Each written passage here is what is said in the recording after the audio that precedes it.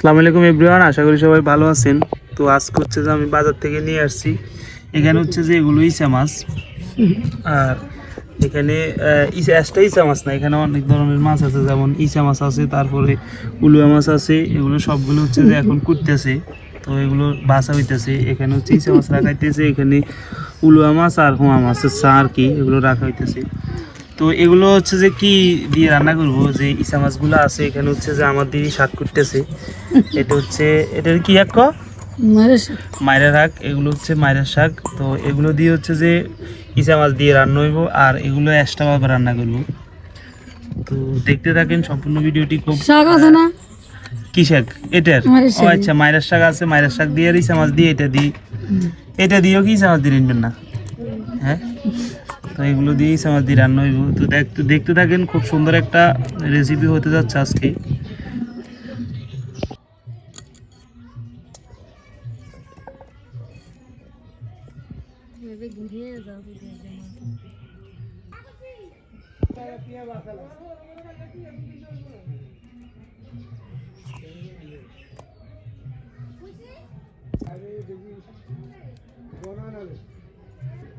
বদিন market on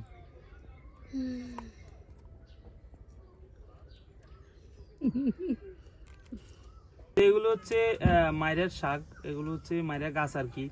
তো এগুলো অবশ্যই সিদ্ধ করে নিতে হবে, নাহলে কিন্তু শক্ত থাকবে রান্না করার পরে। তো এই জন্য মূলত এগুলো সিদ্ধ করে নিতেছি। খুব মজার একটি রান্না হবে। তো মাইরের শাক দিয়ে, আলু দিয়ে, আর হচ্ছে এখানে ইচা মাছ আছে, ইচা মাছ দিয়ে। তো খুব মজার আর সিক্রেট একটা রেসিপি হবে আজকে। তো দেখতে থাকেন সবাই সম্পূর্ণ ভিডিওটি। তো এখানে হচ্ছে যে এগুলো সিদ্ধ হয়ে গেছে, তো এখন নিয়ে নিতেছি।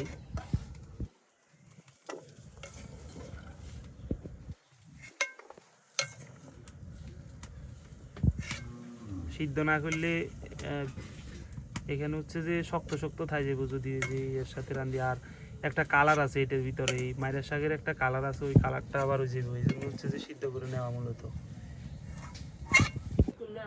তো এখানে হচ্ছে যে ইচা মাছগুলো তেলের উপরে দেওয়ার জন্য হচ্ছে যে হালকা পরিমাণ তেল দিয়ে নিতেছি। তো তেল হয়ে গেছে, এখন ইচা মাছগুলো দিয়ে দিতেছি।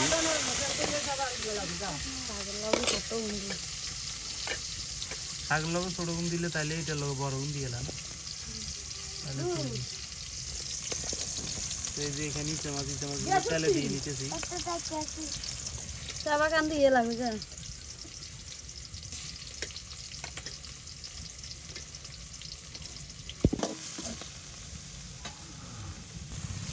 তো লবণ দিয়ে দিতেছি পরিমাণ মতো, তরকারি বুঝে যতটুকু তরকারি লাগবে আর কি, তরকারিতে লবণ লাগবে ততটুকু।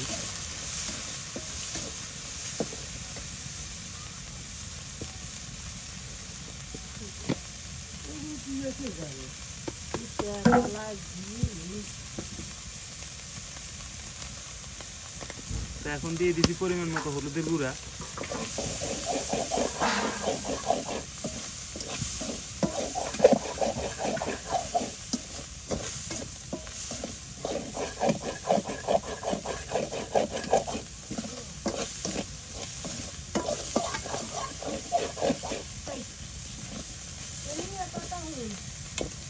তো এখন দিয়ে দিতেছি আলুগুলো। ইচা মাছ কষানো হয়ে গেছে, তো এখন দিয়ে দিচ্ছি আলু।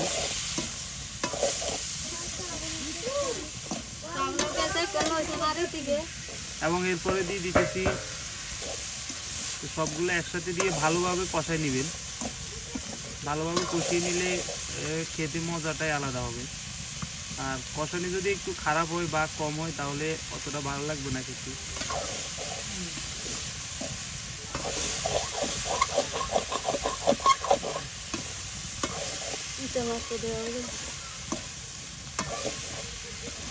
ইচা মাছ কম ইয়ে তোমার দেখি ভিজে গেলে তখন আরো কম দেওয়া যাবে। তো এখন দিয়ে দিতেছি পরিমাণ মতো পানি, একদম লাগা লাগা অবস্থা করে ফেলছি নিচে দিয়ে। তো এখন দিয়ে দিচ্ছি পরিমাণ মতো শুকনো লঙ্কার গুঁড়ো।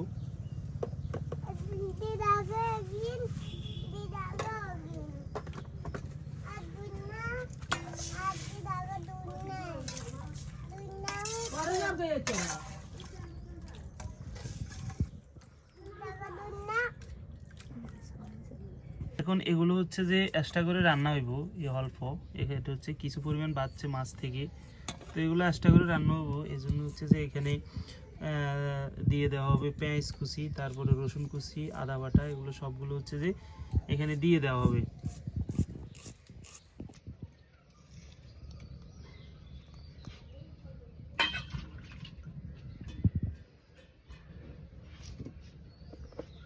তো এরপর দিয়ে দেওয়া হচ্ছে যেহেতু মরিচ করে রান্না করবো একটু বাড়তি করে মরিচ,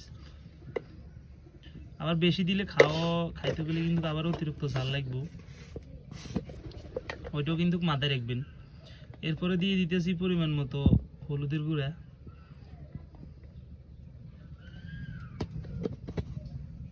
দিয়ে দিচ্ছি লবণ, আর দিয়ে দিচ্ছি কাঁচা তেল। তো যেগুলো হচ্ছে যে মরিচ করে রান্না করা হয় ওগুলো ভালোভাবে মাখিয়ে নিতে হবে। এখন তো ভালোভাবে মাখিয়ে নিতেছি।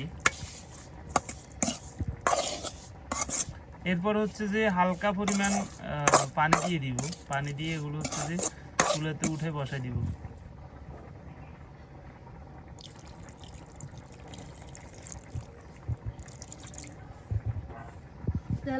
সরষের তেলের বাসন লাগে, হ্যাঁ হালকা হালকা সরষের তেলের গন্ধ উঠতেছে। সরষের তেল মনে হইতেছে কি একটা কম হয়েছে মরিচ দিয়ে। হ্যাঁ, এখানে হালকা কিছু ইচা মাছ রেখে দেওয়া হয়েছে। এগুলো হচ্ছে যে এই যে এখানে শাক আছে, এই শাকের সাথে রান্না হইব।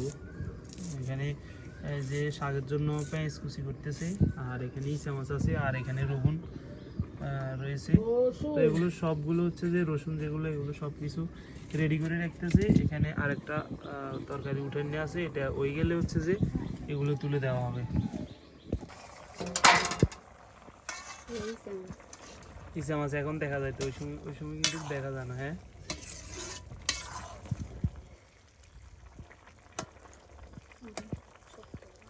আমি শক্ত রয়ে গেছি কেন, আরো ওই তাহলে আরো কিছুক্ষণ তা দেন।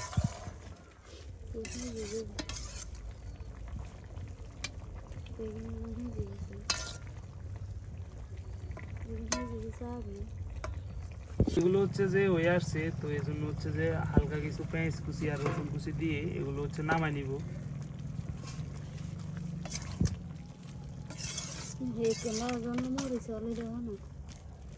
প্রথমটা একদম মানে কেমন কেমন লাগছে, এখন তো ঠিক আছে মোটামুটি।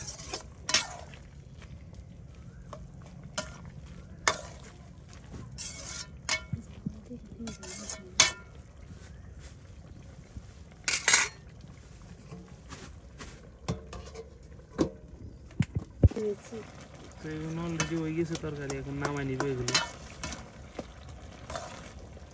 সে একটা ফ্লেভার বার হইতেছে, বিশ্বাস করেন কিনা জানি না, একদম সিক্রেট রেসিপি, গ্রামীণ পদ্ধতিতে রান্না, খুব সুন্দর একটা ফ্লেভার বার হয়েছে।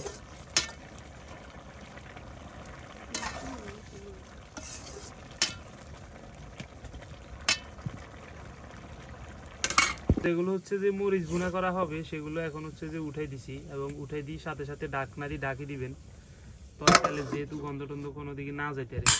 বাইরের শরীর হইলো তো বড় মাছ খাইলে একটা মজা আছে না, তবুও কোরাল মাছ খাইছি ক্যারিং সস যা বের আছে কন হায় রে মাছ। তো ডাকনাটা উঠে নিছি, এখন একটু লাড়ি ছেড়ে দিতে হবে। কত সুন্দর একটা ফ্লেভার বার হইতেছে, আর ফ্রাই হয়ে আসছে। এখন হচ্ছে যে ওই যে আগে যে পানিগুলো দিছি ওগুলো টানি গেছে, কারণ ওগুলো টানা লাইবার একটা উদ্দেশ্য, সেটা হচ্ছে যে আগে বলি, আগে যেগুলো দিছি ওগুলো টানাই ফেলছি, এখন আবার নতুন করে হওয়ার মতো পানি দিছি। তো আগে যেগুলো দিছি ওগুলো টানা লাইছি, কারণ হচ্ছে যে নাইলে মাছ থেকে একটা মাছের যে কাঁচা গন্ধটা আছে ওইটা করবো। তো এই জন্য আগে প্রথমে যেগুলো দিছি পানি ওগুলো টানাই ফেলছি, এখন আবার নতুন করে তরকারি রোজে পানি দিছি। তো এই কাঁচা মাছ রান্নার ক্ষেত্রে এই জিনিসটা সবাই একটু লক্ষ্য করবেন। তো এখানে হচ্ছে যে শাকভাজি হবে, শাকভাজি করা হবে ইচা মাছ দিয়ে, তো এই জন্য হচ্ছে যে তেল দিয়ে দেওয়া হয়েছে। তো শাকভাজি আজকে একদম আধুনিক একটা সিস্টেমে শাকভাজি করে দেখাবো। তো আসলে যেটা হচ্ছে যে অনেকেই করতে পারেন না, বা শাকভাজির ক্ষেত্রে কিছু কিছু সিক্রেট টিপস আছে, ওই টিপসগুলো না জানা থাকলে শাকভাজি অতটা সুবিধা লাগে না। এখানে মরিচ কাটা হচ্ছে ইসা মাছের জন্য, এই যে ইসা মাছ দিয়ে শাক ভাজি, আর এদিকে হচ্ছে তেল উঠে দেওয়া হয়েছে, তো এগুলো কাটে নিতেছি। তো এদিকে তেল হয়ে গেছে, তো এই জন্য ইসা মাছগুলো তেলের উপর দিয়ে দেওয়া হয়েছে। ইসা মাছগুলো আগে একটু ভাজি করে নিতে হবে, তাহলে খেতে সবচেয়ে ভালো লাগে।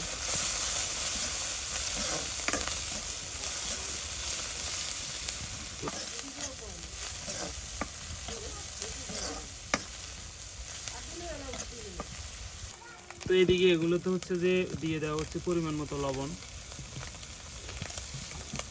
তো এখন দিয়ে দেওয়া হচ্ছে পরিমাণ মতো হলুদের গুঁড়া,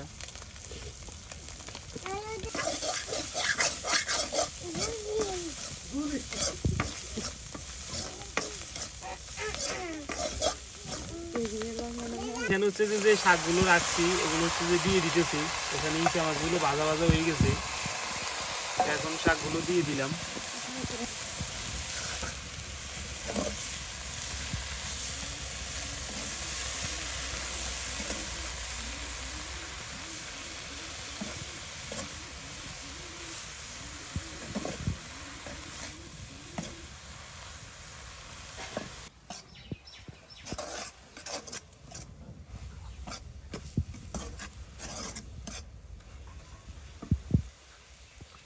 তো এখানে হচ্ছে যে যে শাকভাজিগুলো করা হয়েছে এগুলো হয়ে গেছে, তো এখন এগুলো নামিয়ে নিব। তো বন্ধুরা, ভিডিওটি যদি ভালো লাগে অবশ্যই চ্যানেল হলে সাবস্ক্রাইব করে দিবেন, পেজ হলে ফলো করে দিবেন। ধন্যবাদ সম্পূর্ণ ভিডিওটি দেখার জন্য। দেখা হবে পরবর্তী কোনো আরও নতুন গ্রামীণ রেসিপি নিয়ে। সবাই ভালো থাকবেন, সুন্দর রাখবেন আপনাদের চারপাশ।